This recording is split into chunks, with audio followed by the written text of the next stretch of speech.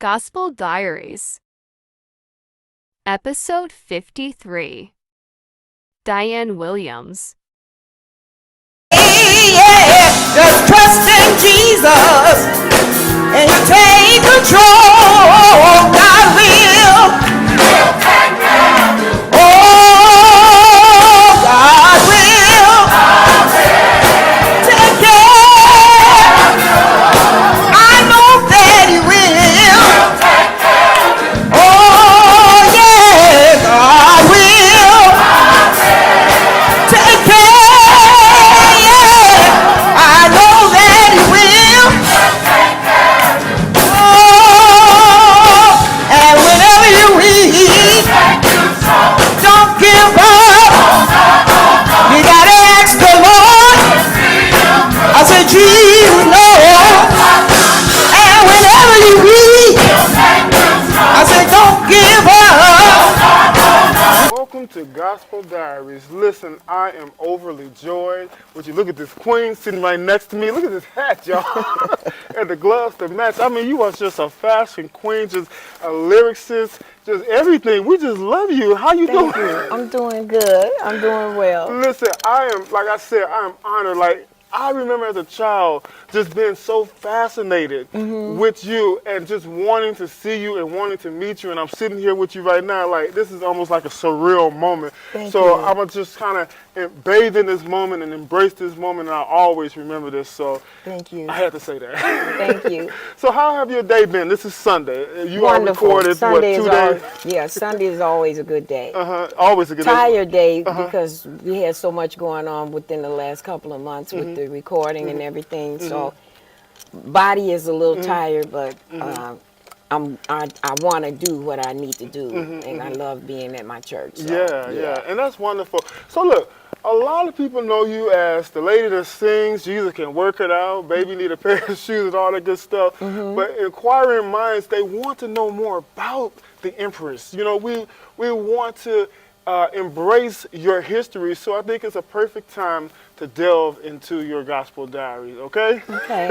All right, so let's start here about your humble beginnings. Talk about it. Well, I was born in Alabama, but my mom brought me here as an infant, so I was basically raised in Chicago.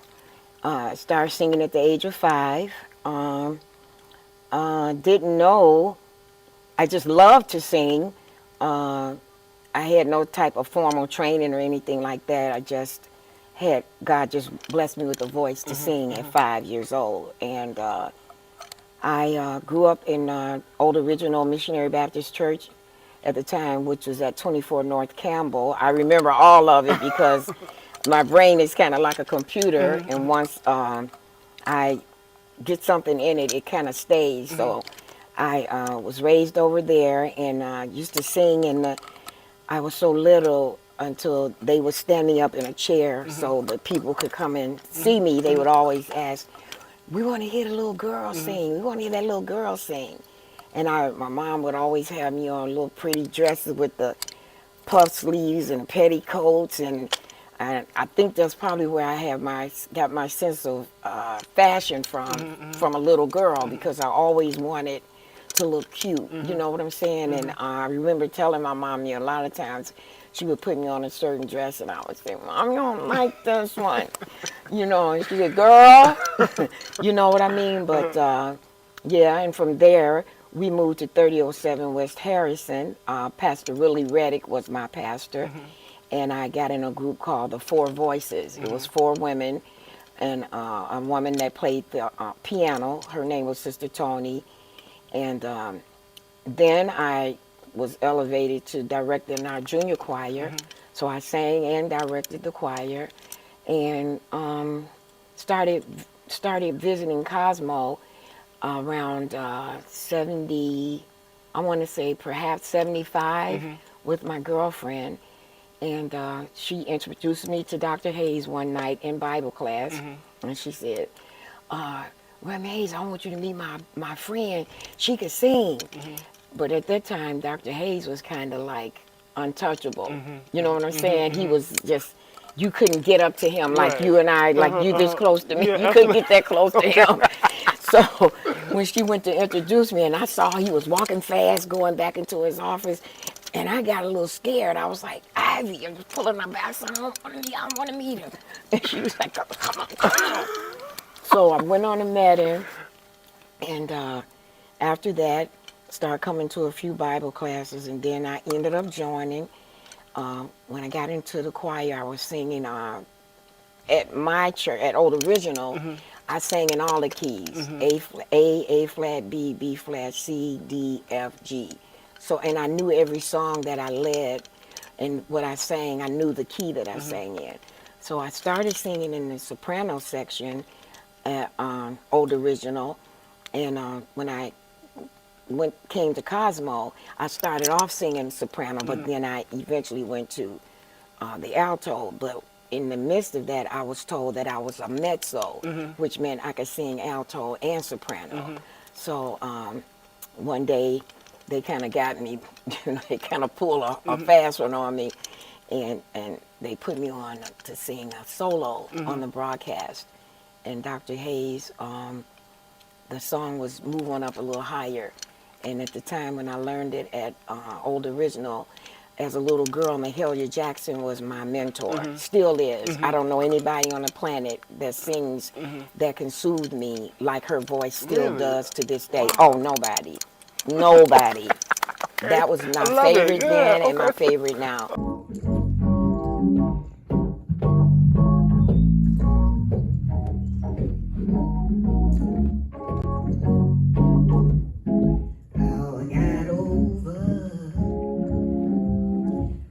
Made it on over. Come on. You know my soul. Look back and wonder how I made it over. Where I got over. Rising and falling all these years. You know my soul looks back and wonder how I made it over. Well, soon as my feet strike Zion, I'm gonna lay down my heavy burden. I'm gonna put on my robe in glory.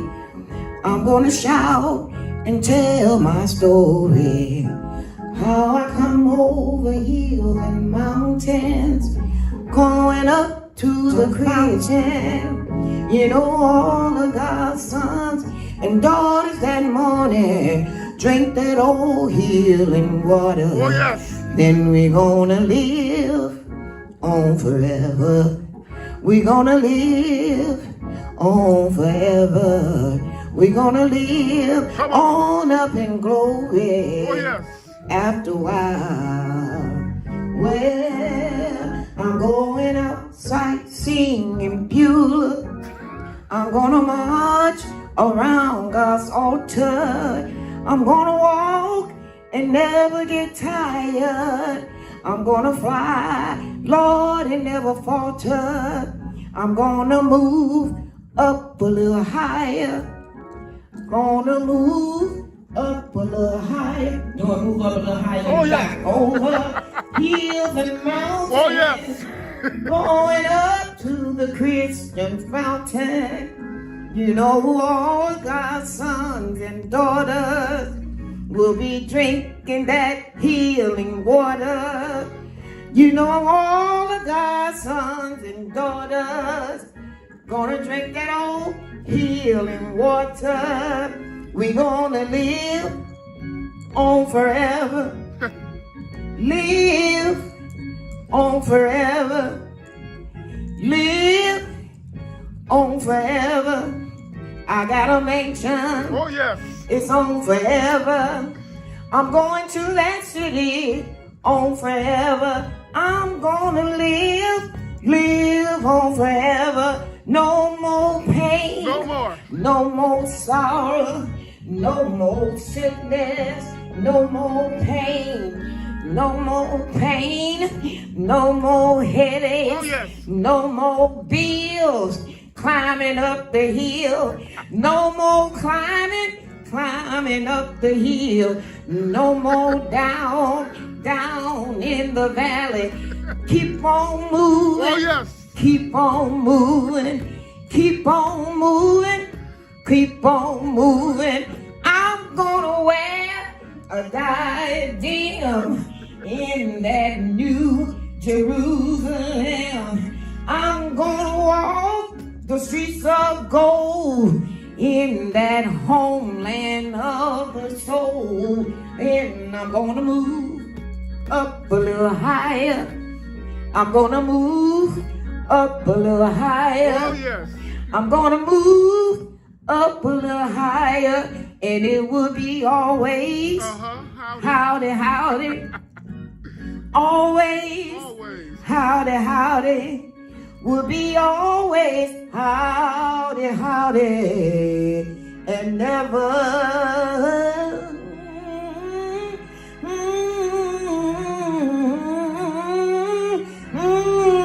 goodbye. Yes, yeah, yes.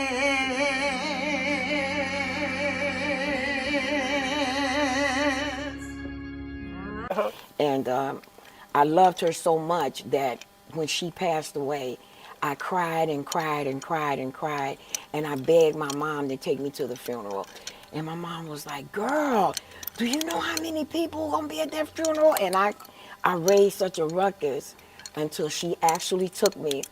We went around her coffin. She had on a beautiful blue dress, and they had a glass across her so nobody could touch her.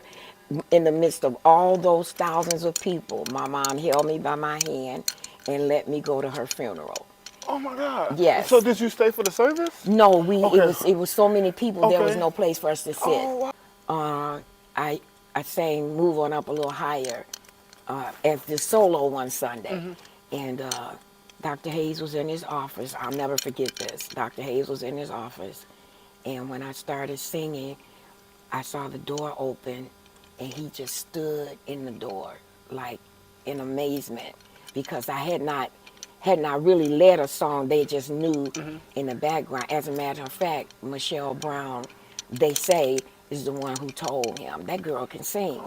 You know, because I think I stood by her or 2 or 3 seats over from her.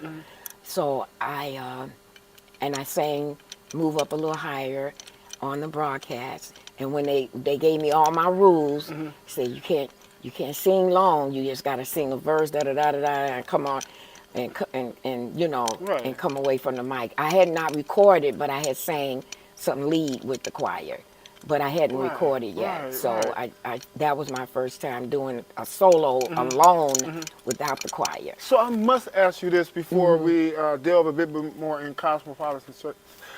So what was it about Mahalia's voice that resonated with you?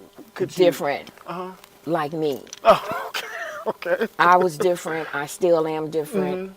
And I don't say that being cocky. Yeah. I just have my own method, my own style. I don't want to sing like anybody. I don't want to look like anybody. I don't want to smell like anybody. I don't want to cook like anybody. I just want to be Dianne. Right. All by in my own little world, Dianne. In my world, but amongst everybody, the whole world. I can't be in my, world Right, by right, myself, right. because we got 10 billion people on the planet. And steady growing, huh? So yeah, but that's because she was different. Wow. Yeah, and I watched, even now as an adult, I go to her videos and I still watch them. Do you ever shed a tear or anything? No, I smile. Okay. Because in my heart, I'm like, wow, she really was the world's greatest singer. Wow. She was then, she is now. It's amazing how you depict why you're fond of Mahalia Jackson, because many people look at you, we know you as an innovator, someone who creates. Like, you're not a copycat, because at the time when you started doing the ad-libs, of course we heard that in the quartet field, but as it relates to a choir and bringing those type of dynamics, if it was going on, it wasn't prominent. Right. But you brought it to the forefront, so you was the prototype for other singers to come after to be able to encourage people. You know? In the little church that I came from, the pastor was a stickler about the Bible. Yeah. And we were in service 7 days a week. Yes. I was in high school. I had to come home. I couldn't do homework. The pastor picking me up at 7 o'clock to get me to church at 7:30. And me and my mother would just be going back and forth, back and forth. My mom would say, "Oh yeah, you going." Now my mother was Catholic. So go figure. I'm Catholic and she's sending me to the Baptist church. But the pastor would come and pick me up, and we used to have quizzes. He would have books where he would go to the Bible bookstores and buy books that had questions in them, like what prophet's nails grew out like bird claws, what prophet's hair grew out like, like an eagle, and different stuff like that. And my cousins, all of us were around the same age, so we would just be like frantic to see who was going to answer those questions, who had 144 wives and concubines and all this kind of, this is what I was raised on. So because I was so into the Bible, because of the upbringing that I had, when I came to Cosmo, I already knew the Bible. And it was never like practiced.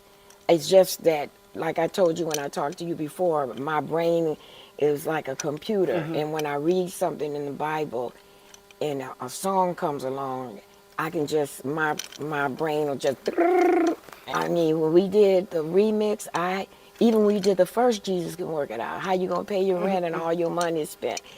I was going through that with my only child, Monique. Baby need a pair of shoes. Okay. And I was going through that. And I would sit down, and I had a problem just spending money like crazy. It wasn't that I didn't have it. I spent it. Yeah. And I'm like, oh my God, my rent is due, and my this is due. And when Work It Out came, it was just, how I'm going to pay my rent? All my money is spent. I got a little bit to buy some food. Baby need a pair of shoes. Light bill due. Oh God, gas bill too. Telephone disconnect. At the time, we had the ones that go in the wall. Don't get paid for 2 more weeks. Waiting on my next paycheck. Tell you what you ought to do. Jesus will see you through. And that's just how that resonated. And it came about. Didn't rehearsal with the choir. Nobody knew I was going to, not even Dr. Hayes knew I was going to do it. And after the session, he was like, come here. Because he was upset. Yeah. He was upset because he didn't know. And he was like, girl, if you done messed up this. And I was standing there trailing in my shoes, but it turned out to be, what it is today. Wow. And then I used to do a song called, oh wow, it's so many. But they weren't recorded, they were just choir songs. We did a lot of Albertina Walker stuff. We did a lot. I sang a lot of her. The choir did, and we did a lot of pastor led. Now let us all go back. We did that was the Davis sisters, I think, that recorded that, and we were doing that. And I can't remember every song that I did. I do remember this one, come and go with me to my father's house, to my father's house. That was one that we did that when I first came to the choir. And, oh wow, it's so many of them. Wow. It really is. Well, allow me to put a footnote right here. You are beautiful. Oh my God, thank you. My God, from Zion. Thank you. Y'all, you see her. Thank This you. like not only can you minister, you can bless the natural eye. And that was amazing because we sang to people that were on the beach in bikinis, and then we sang to the gospel across the seas that got stipulated in the song. We went across the seas, passing the choir. I mean, we sang to people who were yearning for what we did. You know what I'm saying? And Pastor would just tell us, look, when you get over there, when you get down there, you give God all you got. To act just like you were at Cosmopolitan, and don't put on any airs. Just do, what you do, and that's all I know how to do. I've never been threatened by singers. I've never been the kind of singer that that feels like every time I come to get to the mic that the house is going to crash. I don't come with that. Right. And I've learned that over the years, the only way to survive in this gospel music industry is humbleness. You can never get so pious or so great that when you walk in a room, you got 10 people beside you and somebody just wants to shake your hand or hug you, and you don't have time to do it. Who are you? Who do you think you Watch are? out, now. Watch out. I never do that. I don't care from the smallest to the oldest. Yes. If they can get to me or I see them coming, Yeah. I don't tell nobody, oh, I don't want. Please. So, and these people now, they don't realize that everything that comes through your hands or comes your way is a blessing from God. Yeah. And it took me to be sick in a nursing home for 2 years, unable to do anything for myself, period. Waiting on people to bring my food, waiting on people to give my medicine, waiting on people to. Wow. But you're still here. I'm still here and I'm running for my Running life. to minister to people, because even if you don't say a word, your movement is encouraging. You know, Thank you. the way you wear your clothes is encouraging, because you're teaching people elegance. You're teaching people etiquette. Whenever we were going to record the word would get out and they announce it or whatever, and then writers would come, and of course the writers are going to always, they can pick whoever they want to sing their songs. You know what I'm saying? I can't sing everybody's song. Right. And that's not the attitude that I want to have. Pastor Hayes used to want to be fair with all the lead singers, just as Dr. Smith does. He wants to be fair with the lead singers. But Dr. Hayes would always ask me, now, Precious, do you feel comfortable with that? Because just not cause they wrote it, baby, don't mean you got to, you know what I mean? Is if you're not comfortable with it, just let us know and somebody else could try it or whatever. But I always just try to do what I could. With it. If they gave me something, I just wanted to do it. I never took failure. I can't do that. And I've done, now I did used to sing On Cloudy Day, which is a slow song. Sermons? Yes. Okay. And most people didn't know that I could sing a slow song. But because I was always given a driving song, that's what I became known for. Wow. So yeah, but that's how we the musicians and myself kind of connected, because I had a thing that I don't know what I'm going to do. I'm going to follow the verse, the chorus, and do everything that I'm supposed to do normally. I'm going to do that. But once I get into that out of body, that's what I call it, an out of body experience. When I start ad lib, then it's I don't know. I don't know until after I've done whatever I've done. You know, like they be like, "Girl, did you know you was swinging off the people's chandelier?" or what, something like that. I don't know that until after the fact. You know what I'm saying? I do remember the choir went to a Mother's Day brunch, and I will never forget this as long as I live. We were in a hotel. I don't know how I got up there. I got on the table.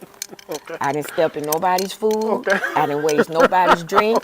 My pastor was just standing on the sidelines like this, like, somebody get her, get her. You know what I'm saying? But of course, I can't do that now, but I don't have any regrets. Sometimes I feel bad that I can't put all that I used to could put in it before I had all these surgeries on my back and stuff.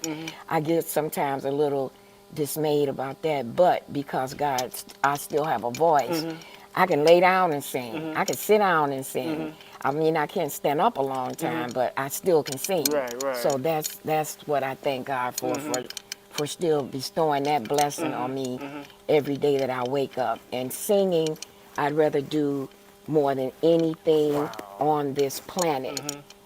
Even when I was married, my husband would make me up in the middle of the night to sing something. Really? Yeah, and it would be a church song. Baby, do you know such and such and such a thing? And what?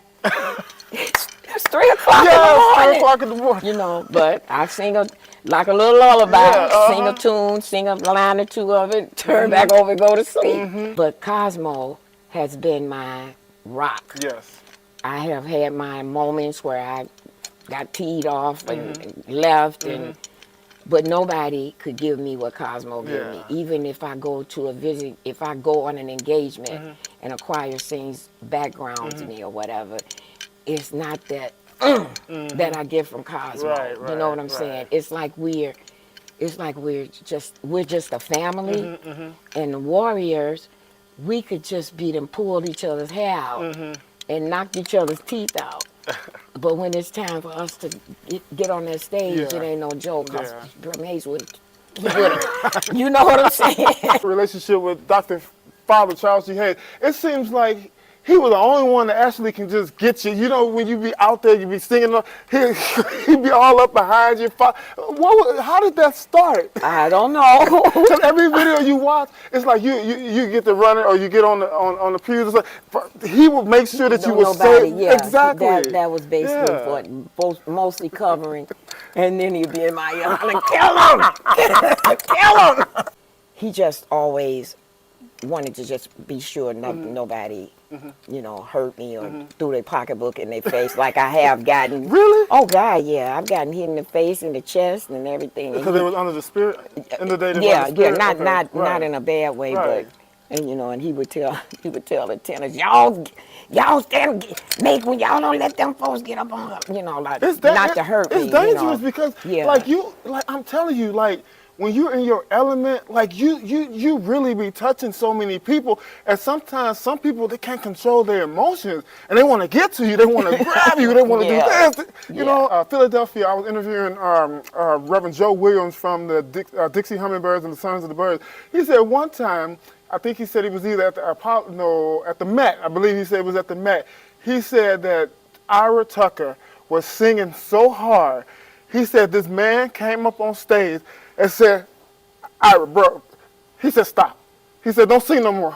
We can't take this no more. So we were singing without him. But when he came back, he met us. We were singing at a church. It was so much spirit in there, so powerful. A guy got out the audience, came to him and grabbed him and said, okay, Chuck, don't sing no more.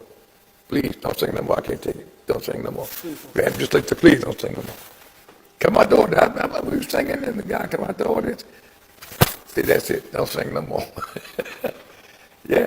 Don't make no more. Wow. And that's how we feel with you. I mean, you Wow. really take us there. Oh wow, thank you. Marva Hines, when she heard "Make Me Back," she's like, "That woman is amazing."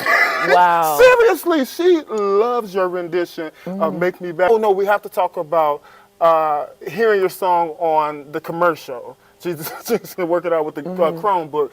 I was at home watching Empire. When the commercial came on, I was watching Empire. Oh, you saw it yourself? But I mean, of course, they contacted me, and you know, my pastor, they contacted Dr. Smith to find out how to reach me, to you know, to get it going. But when I first saw it or heard it, it was on. I was watching Empire, when they went to a commercial break. That's when I heard it. I know you probably was like, oh my Lord. You to Brother Taylor, who did a wonderful job on the organ, accompanying the Empress.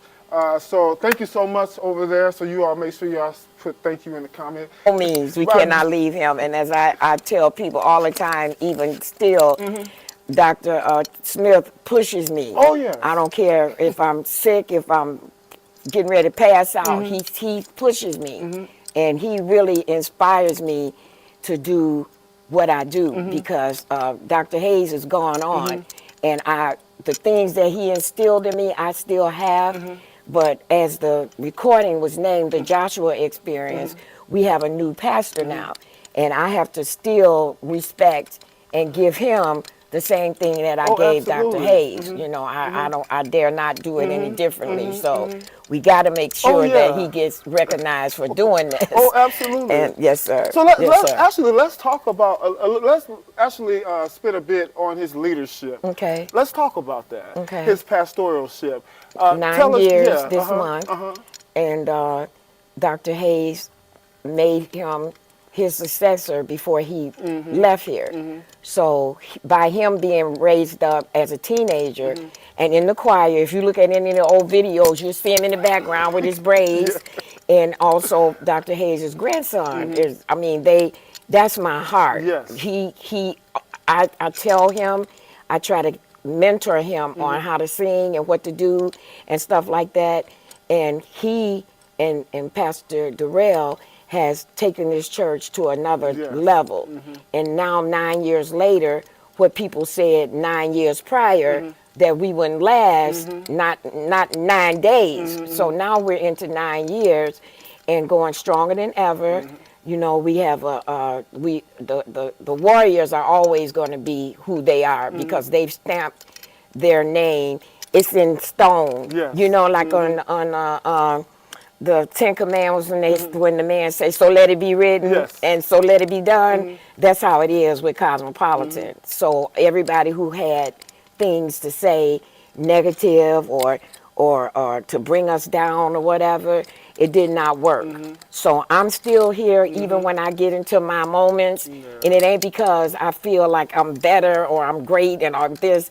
Sometimes I just get, you know, and it's because I can't do and give like I really want to, and it depresses me sometimes, but because I can pick up my phone and call my pastor, and he would say, "Look, Empress," because that's the name he gave me. He's like, "Okay, Empress, this is what you're gonna do, such and such, such a thing, da da da da da," and it makes it much easier for me, and I don't want to let him down. I don't want to let my church down. Dr. Hayes is gone. He taught me a whole lot, and I would be less than a woman Yes. not to do or try to fulfill the dream that he died off and left. He said when we were on over at 842, he said, "When I leave here and close my eyes, don't y'all let my church die." He said, "You got to go outside of these walls." You know, so we're in a new location, and we love each other. Like I said, we fall out. Ain't no marriage is even perfect. Right. A husband and wife falls out. He might not like what she cooked that day. And he go to bed mad, and she have to cook what he wanted the next day. Okay, now you went to bed mad last night, but I'm finna fix your. So I would just be less than a woman not to stay here and do and put all I can while I can into this church, because that man gave his life for this church. And Dr. Smith is the same way. Yes. I mean, he don't like to take breaks. You know what I'm saying? Yeah. Like, we are wishing we don't have rehearsal next week because we worked so hard for the recording. But yeah, so I love my church and I love my pastor.